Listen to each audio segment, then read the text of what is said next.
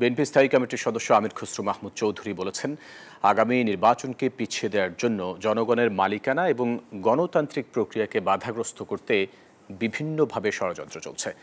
যাদের কোনো জনসমর্থন নেই তারা বিভিন্নভাবে মিডিয়ার উপর চাপ সৃষ্টির চেষ্টা করছে বলে অভিযোগ করেন তিনি। এদিকে গণমাধ্যমে বস্তুনিষ্ঠ সাংবাদিকতার চর্চা অব্যাহত রেখে পেশাদারিত্ব বজায় রেখে সংবাদ পরিবেশনের আহ্বান জানিয়েছেন বিএফইউজের মহাসচিব কাদের গনি চৌধুরী। বিকেলে চট্টগ্রাম প্রেস ক্লাব ও মেট্রোপলিটন সাংবাদিক ইউনিয়ন আয়োজিত ইফতার মাহফিল অনুষ্ঠানে এসব কথা বলেন তারা। চট্টগ্রাম ক্লাব মিলনায়তনে আয়োজিত আলোচনা সভায় চট্টগ্রাম জেলা প্রশাসক ও চট্টগ্রাম প্রেস ক্লাব অন্তর্বর্তী কমিটির আহ্বায়ক ফরিদা খানম, দৈনিক যুগান্তরের সম্পাদক কবি আব্দুল হাই শিকদার, চট্টগ্রাম সিটি কর্পোরেশনের মেয়র ডাক্তার শাহাদাত হোসেন বক্তব্য রাখেন।